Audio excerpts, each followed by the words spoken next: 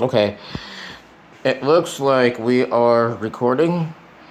So, I only get 15 minutes here. I'm going to try to get through this quick, and then I'm going to try another way to do this. Um, so we'll just jump right in today. I was asked a question about Romans 9, where it says about Jacob I loved and Esau I hated, and somebody asked why God hated Esau. So I'm going to read real quick, and I encourage you to turn. I'm just going to go as quick as I can through this so that we can fit it all in to this short video. But Obadiah, I'm reading from the NASB. It says, the vision of Obadiah, thus says the Lord God concerning Edom. We have heard a report from the Lord, and an envoy has been sent among the nations, saying, arise and let us go against her for battle. Behold, I will make you small among the nations. You are greatly despised. The arrogance of your heart has deceived you. You who lies in the clefts of the rock, who live in the clefts of the rock, in the loftiness of your dwelling place, who say in your heart, who will bring me down to earth? Though you build high like the eagle, though you set your nest among the stars, from there I will bring you down, declares the Lord. If thieves came to you, if robbers by night, oh, how you will be ruined. Would they not steal only until they had enough? If gatherers came to you, would they not leave some gleanings? Oh, how Esau will be ransacked, and his hidden treasures searched out. All the men allied with you will send you forth to the border, and the men at peace with you will deceive you and overpower you. They who eat your bread will set an ambush for you. There is no understanding in him. Will I not on that day, declares the Lord, destroy wise men from Edom and understanding from the mountain of Esau? Then your mighty men will be dismayed, O Teman, so that everyone may be cut off from the mountain of Esau by slaughter.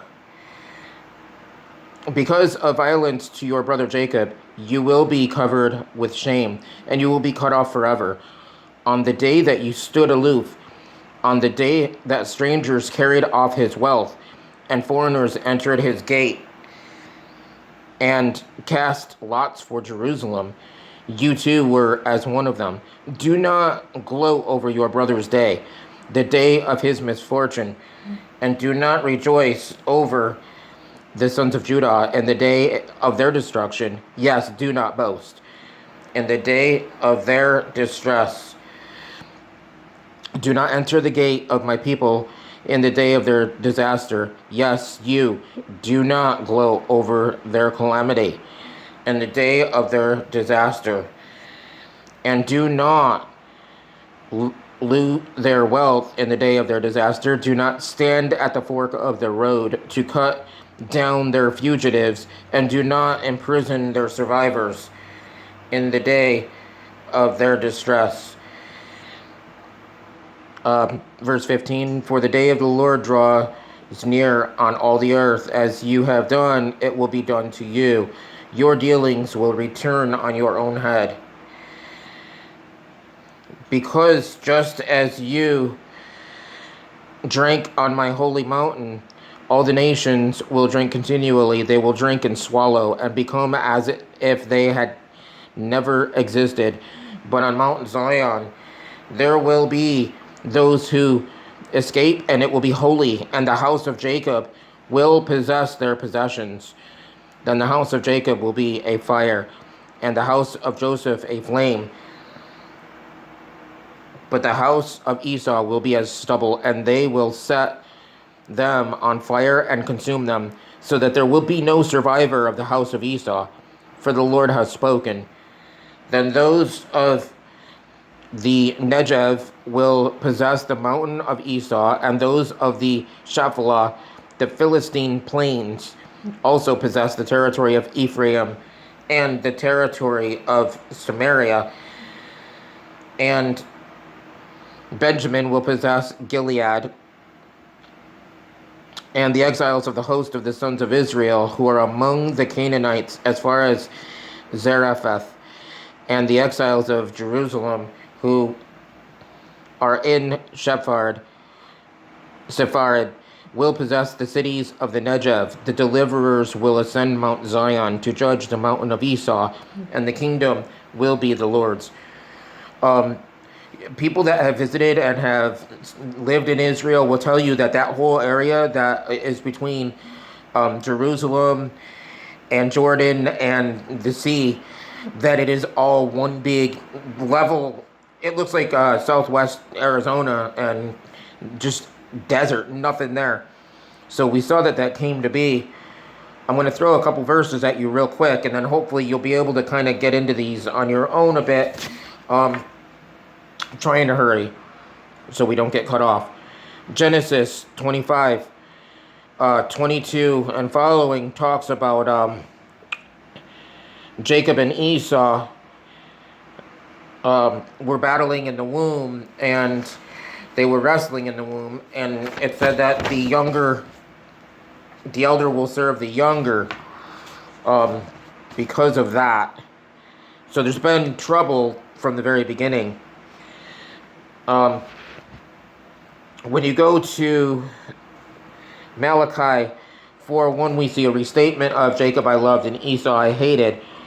We read in Obadiah how Esau built up Edom. If you go to Genesis 36, his name was changed to Edom, and he is the father of the Edomite people. They ascended, and that was the one thing that we saw, is that he put himself up on such a high plane. They even built the land so that in Numbers 20 and verse 21, that he would not even let his brother pass through the area because there was such struggle between the two brothers. Esau sold, as you know, his birthright for a bowl of soup. You can read that in Genesis. I wanted to get to Hebrews in chapter 12, where it says that Esau was called profane, and it wasn't necessarily in his speech, but it was more about his arrogance. And in Proverbs chapter 6, you can see the things that God hates, and a proud look is one of those things. And Esau was very proud. So, you know, that's why when you ask, and it says, why did God hate Esau, but he loved Jacob? Because it was ordained like that.